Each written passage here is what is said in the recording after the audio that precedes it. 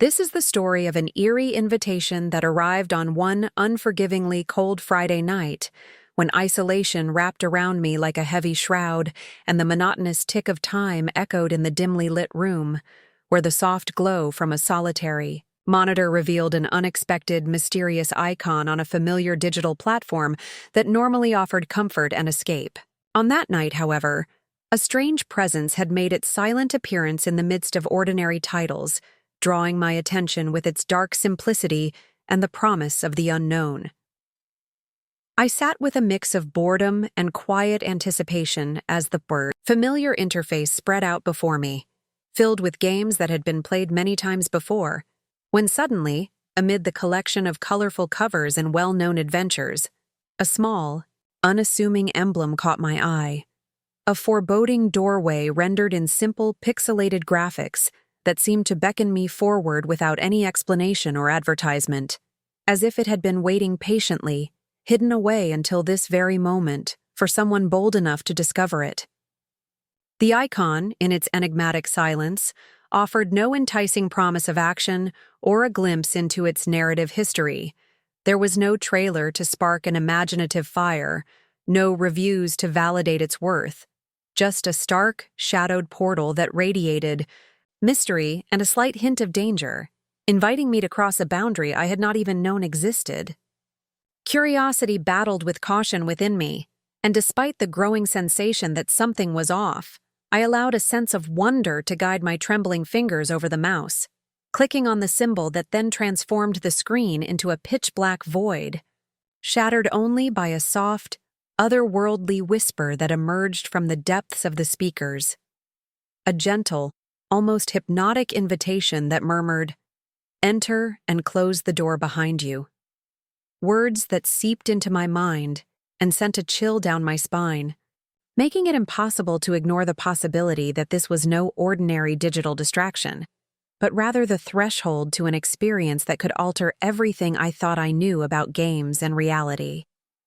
In that fleeting moment of hesitation, as my heart pounded with anticipation and dread, the transition from comfort to terror felt suddenly and irrevocably inevitable, for the empty, dark screen slowly revealed its hidden world, a single, sparse room defined by its bare walls, a lone creaking door that exhaled an unseen presence, and a flickering lamp whose unstable light painted shifting shadows across the unadorned space, each element carefully composed to create an atmosphere that resonated with classic horror themes, where simplicity was the canvas on which the most profound terrors could be drawn. As I absorbed the minimalist design that spoke of classic narratives steeped in fear and isolation, I began to notice a peculiar detail that sent my mind reeling. In one dim, unoccupied corner of that virtually empty room, a figure had emerged, its form moving with an unsettling slowness that challenged the expectations of computer-generated animation. The silhouette, as it gradually coalesced into a discernible shape, revealed an uncanny resemblance to my very own reflection, a perfect mirroring of my face, my familiar attire, and even the tousled hair that I had long forgotten to tame. A realization so bizarre and disconcerting that it left me frozen in place, caught between disbelief and a creeping terror that questioned the natural order of things. The revelation that this digital reflection echoed my physical identity stirred a series of unsettling emotions, as if my innermost self were being examined and exposed in a way that went far beyond mere fantasy or coincidence. And the silence that filled the room became almost suffocating in its intensity, each moment dragging on as I struggled to process how an image so personal could appear in a realm governed solely by bits and bytes. With every passing second, the air around me grew heavier, and the once familiar digital surroundings morphed into a landscape that defied the expectations of a conventional game, hinting that what lay before me might hold secrets too profound and disturbing to be attributed to simple creative flair or random chance.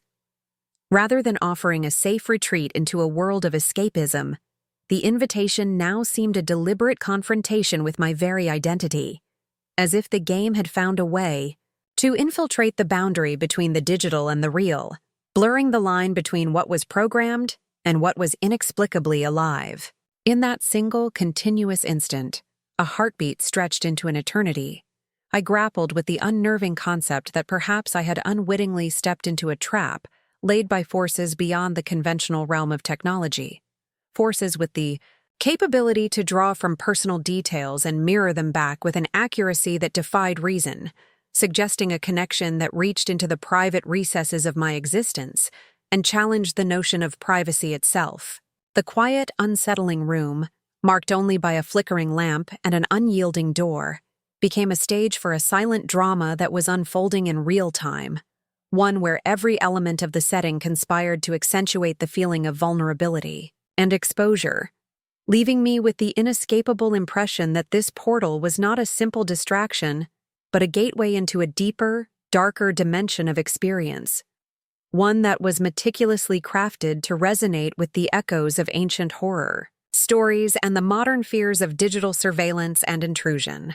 As the figure resembling my own image lingered in the flickering shadows, it evoked a profound sense of being observed by an entity that was both familiar and foreign, a reminder that sometimes the terror lies not in monstrous appearances, but in the reflection of oneself, caught in the silent, accusatory gaze of a digital alter ego that seemed to question every moment of hesitation and every silent secret hidden in the depths of the night.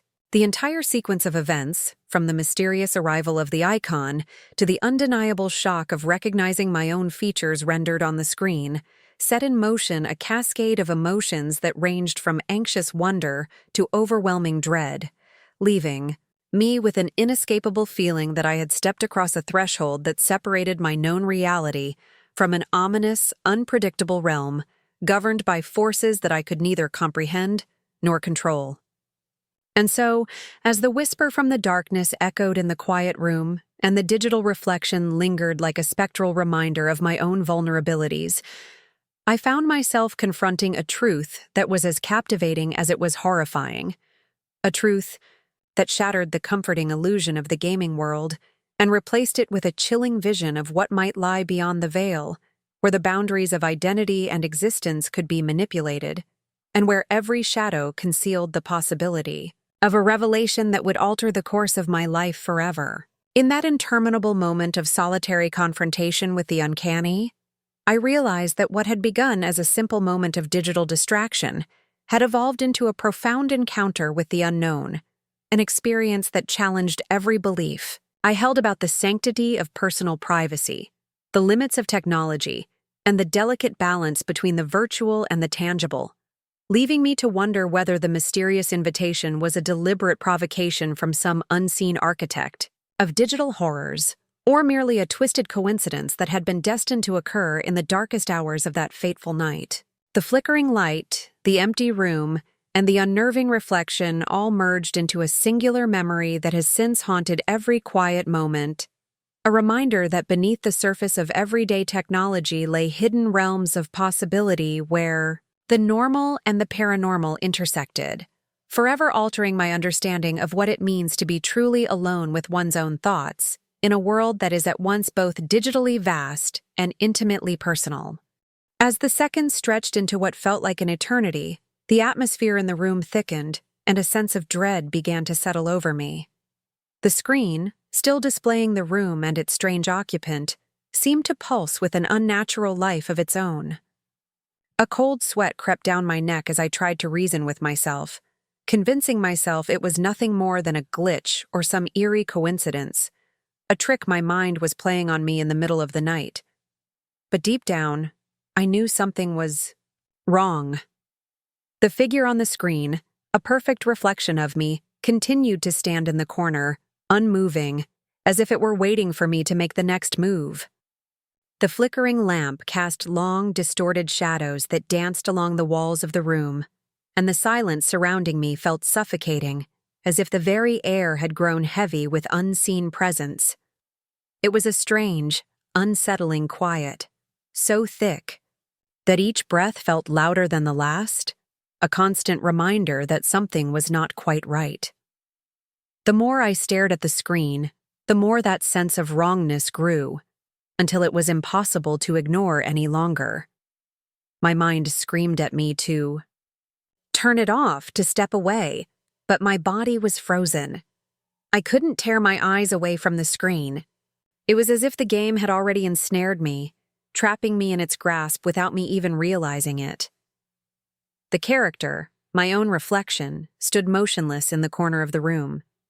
Its eyes stared directly at me, unnervingly still, as if it were aware of my every thought, every hesitation. A cold shiver ran down my spine, and a fleeting thought crossed my mind. What if this was more than just a game? What if it was watching me, pulling me deeper into its grasp with every passing second? Then, as if responding to my thoughts, the figure shifted slightly.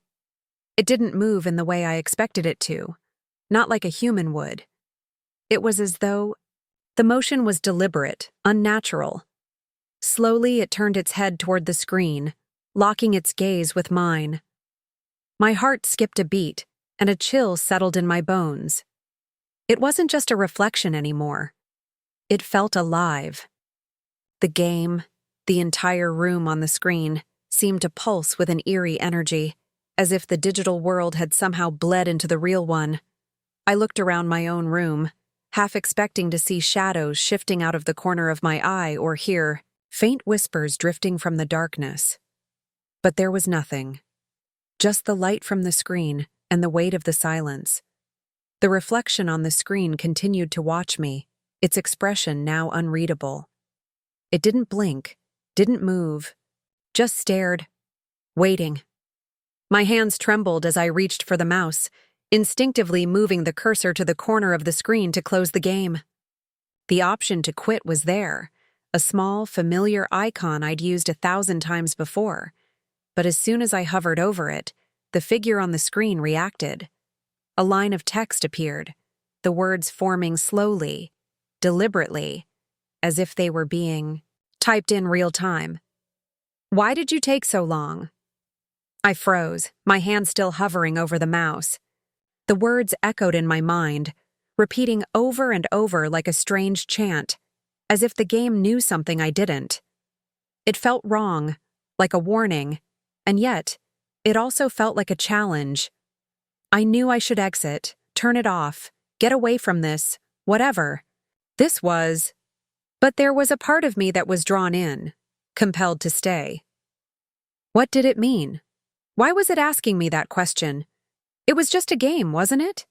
My mind screamed at me to leave, but my body remained rooted to the spot, as if something invisible was keeping me in place. Suddenly, the light in the room flickered. At first, it was a subtle change, just a brief moment of dimness before the light returned to normal.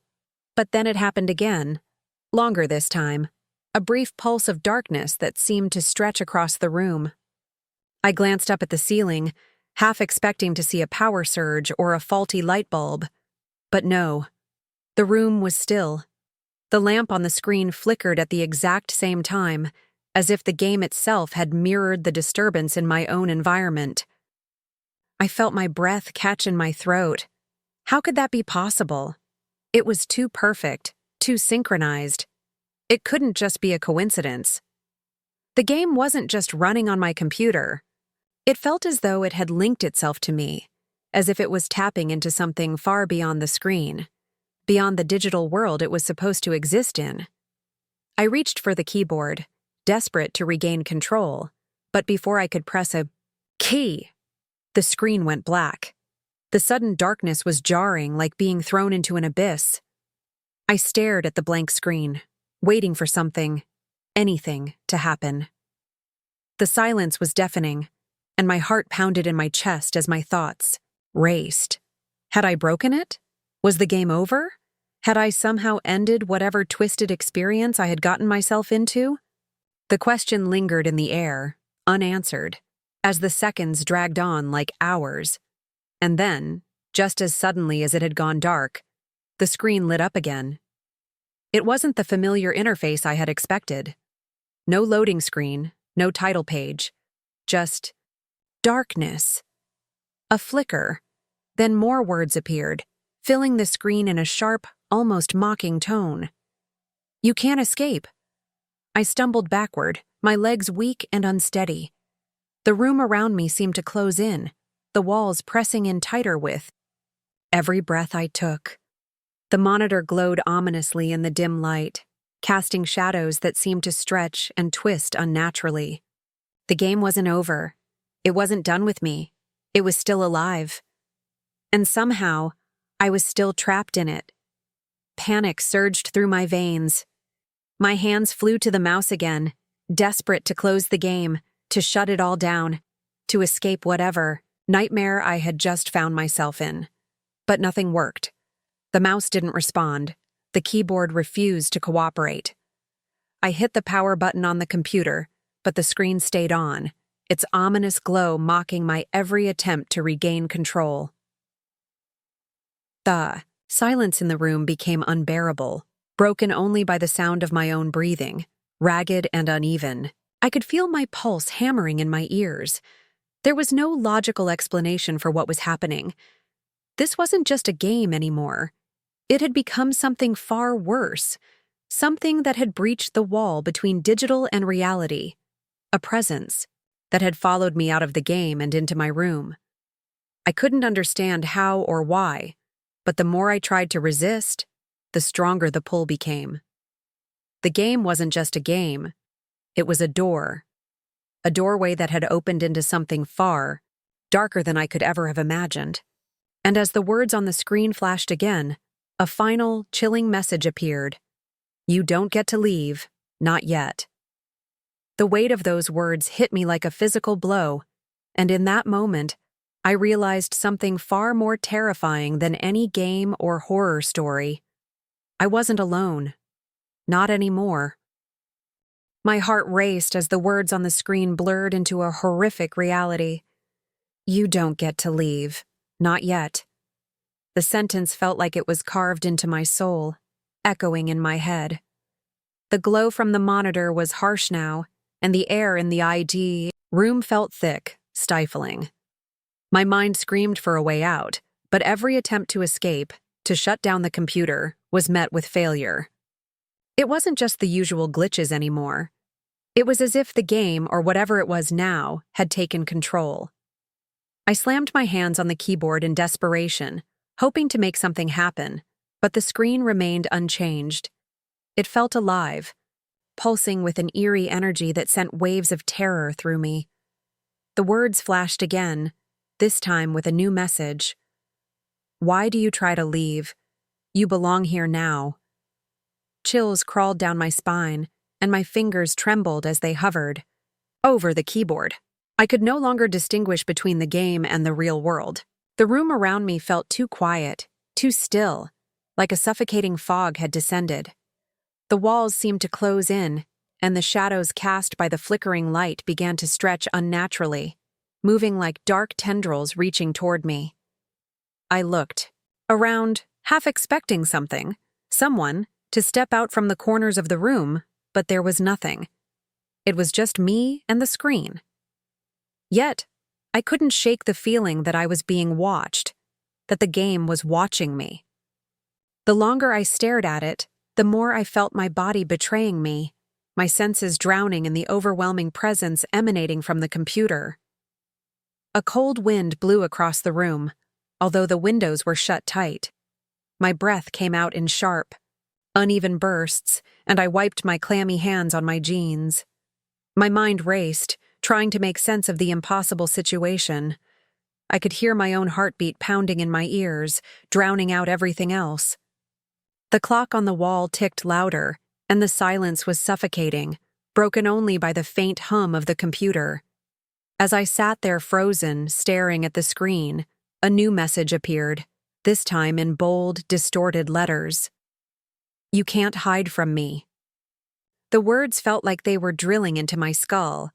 I felt my pulse quicken, and for a moment, I was paralyzed. I knew, deep down, that whatever this was, it wasn't just some game. The lines between the virtual world and my reality had blurred. The game wasn't something that could be turned off or forgotten. It had become part of me. The reflection of myself on the screen, the one that had stood in the corner of the virtual room, was no longer just a mirror. It was as though it had become a part of me, a dark mirror of my thoughts, my fears. My reflection on the screen began to move, but not in the way I expected. It didn't move like a person. It was jerky, unnatural, like it was being controlled by some invisible force. I wanted to scream, but no sound came out. My body felt numb, like I was no longer in control of it. The reflection twisted its head, slowly at first, but then with terrifying speed, as if the force that controlled it had lost patience. It moved closer, its eyes still locked on mine. The temperature in the room dropped suddenly, and I could see, my breath fogging in the air. I glanced at the window, but it was shut tight. The coldness wasn't coming from the outside, it was coming from the screen. I looked back at the monitor, and my reflection, or whatever it was, grinned. The smile was twisted, unnatural, and it spread wider with each passing second, stretching too far, too impossibly wide. It was a grin that no human could ever make. My heart hammered in my chest as I felt an icy hand close around my throat, not physically, but in a way that was far worse. The presence was suffocating, inescapable. The reflection on the screen opened its mouth, and a voice, distorted and hollow, emerged from it. It was my own voice, but it wasn't my own. It was colder, darker, tinged with something far more sinister. You shouldn't have looked at me. The words came out in a low hiss, almost like a whisper, but the sound was impossibly loud in my ears. I couldn't tear my eyes away from the screen, couldn't look away even if I tried. The reflection on the screen was no longer a passive observer. It had become something else, something far more malevolent, something that had taken over the game, taken over me. It didn't feel like a glitch anymore. It felt real, and I was its prisoner. Desperately, I grabbed the mouse and clicked wildly, hoping that some action might break the hold the game had on me. But the screen didn't change. The reflection remained, and its smile grew, stretching, even wider. Another message appeared. You think you can escape me? You can't. You belong to me now. The words sent a wave of panic rushing through me, but before I could do anything else, I heard something.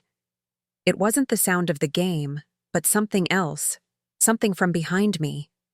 I whipped around, my heart pounding in my chest, but there was nothing there. The room remained still, eerily quiet, except for the low hum of the computer. I stared at the dark corners of the room, waiting for something to emerge from the shadows, but there was nothing. Just the screen. Just the reflection, staring back at me, waiting. The lights flickered again, and for a brief moment, the screen went black. I felt a glimmer of hope, as if the nightmare might finally end. But that hope was short-lived. The screen came back to life, but it wasn't the same. It was darker now, almost as if the game had been warped into something far more disturbing. The reflection on the screen had changed. Its eyes no longer looked like mine. They were black, empty voids, like the abyss, staring at me with an intensity that made my stomach churn. It didn't even smile anymore. It just watched. I stood up, trembling uncontrollably, my legs threatening to give out beneath me. The screen seemed to pull me closer, beckoning me to come back, to look deeper. I couldn't escape it.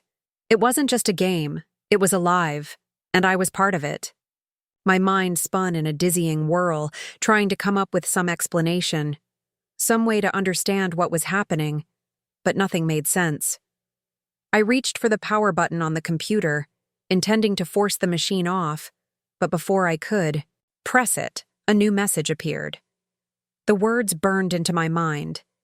You will play until I say it's over.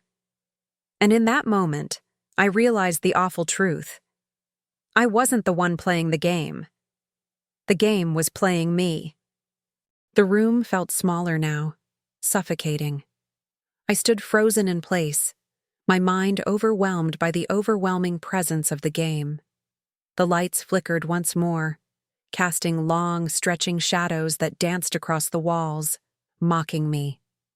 the screen, glowed brighter than before, an unsettling light that seemed to pulse with a life of its own. My reflection on the screen no longer resembled me. It had become a twisted version, its eyes hollow, its smile wide and mocking, as if it found pleasure in my suffering. The game had taken over, and there was no escaping it. The message on the screen burned into my mind like a brand. "You will play until I say it's over." A chill ran down my spine, and I tried to force myself to look away, to step back. But something in the air kept me rooted to the spot. The reflection on the screen was no longer a mere copy of me. It had become something else, something far more dangerous. A shadow of my own fear, a manifestation of my deepest terror. I swallowed hard, but my throat felt dry, as though I hadn't had a drink of water in days. My heart raced, every beat echoing like a drum in my chest. The walls felt as though they were closing in, the space around me shrinking, the pressure growing heavier. Every time I looked at the screen, the reflection seemed to grow more powerful, more real. The smile on its face twisted, contorted, like it was enjoying my fear, feeding off it. Desperately, I reached for the mouse again, my fingers trembling as I tried to click through the options, hoping that I could somehow break the game's hold on me.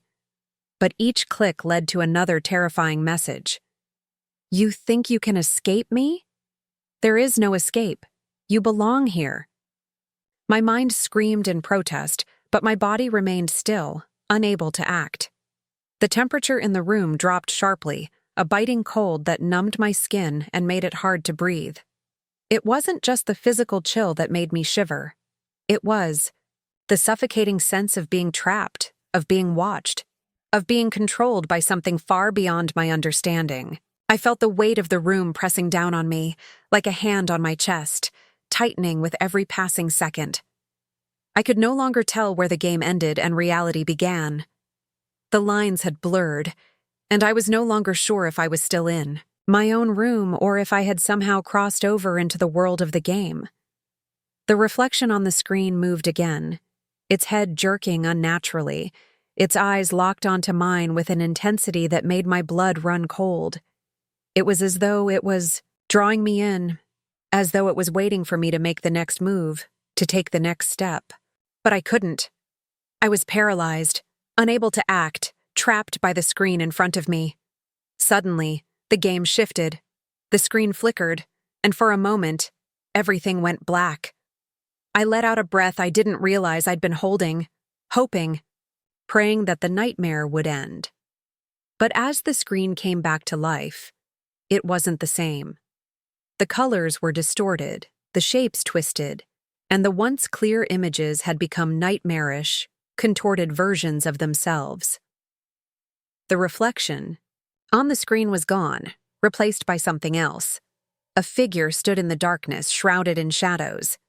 It was tall, unnaturally so, and its form seemed to shift in and out of focus. It had no face, no eyes, just a void where its features should have been. A deep, resonating voice echoed from the speakers, low and chilling. "You thought you could control this game? You were wrong." The word sent a shiver of dread through me, and I could feel my knees buckle beneath me. I collapsed into the chair, unable to move, unable to escape. The figure on the screen began to move toward me, its body twisting and contorting in ways that defied nature. Each step it took seemed to distort the very air around it, like the laws of physics no longer applied. The closer it got, the more I felt my mind unraveling, the more I felt my sense of reality slipping away. The screen seemed to consume me, the image of the figure growing larger, more menacing. The air was thick with an oppressive presence, a dark force that seemed to be closing in from all directions.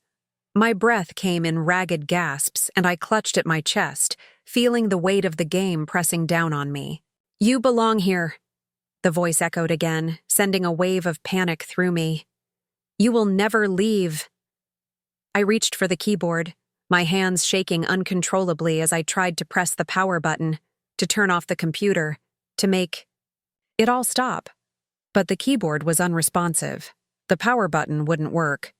It was as though the game had locked everything down, trapping me in its world. My fingers moved frantically, trying every combination of keys I could think of, but nothing worked. It was as if the game itself had taken control of my computer, had taken control of my life.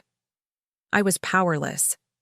I felt a sudden wave of nausea wash over me as the figure on the screen grew closer, its distorted form now filling the entire display. It was no longer just a figure. It was a presence, an overwhelming, suffocating force that had taken over everything. It wasn't just a game anymore. It was real, and I was trapped in it. Then, as if to confirm my worst fears, the figure reached out from the screen. I watched in horror as its hand extended, stretching unnaturally long, reaching toward me. The air seemed to crackle with energy, and I could feel the temperature drop even further. My heart pounded in my chest as I tried to move, tried to escape. But I was rooted to the spot, unable to tear my eyes away from the screen. The hand on the screen reached closer and closer, and I felt a cold, clammy sensation wrap around my wrist. The figure's hand was icy, its touch like death itself. My breath hitched in my throat as I felt my body being pulled toward the screen. It was no longer just a game. The boundaries between the virtual world and the real world had collapsed.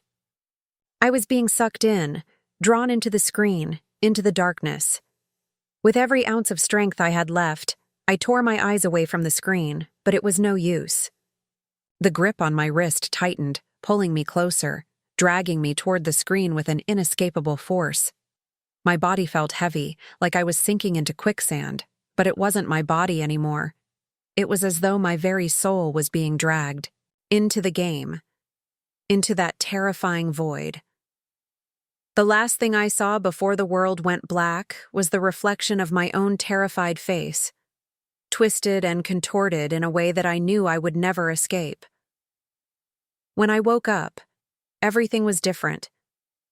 The room was silent, too silent. The computer was turned off. The air was still. But I could still feel the game, still feel it inside me, lurking in the darkness, waiting. The reflection on the screen had been replaced with something even worse. My own face, smiling, twisted in a way that was no longer my own. The game had won, and I was never going to escape.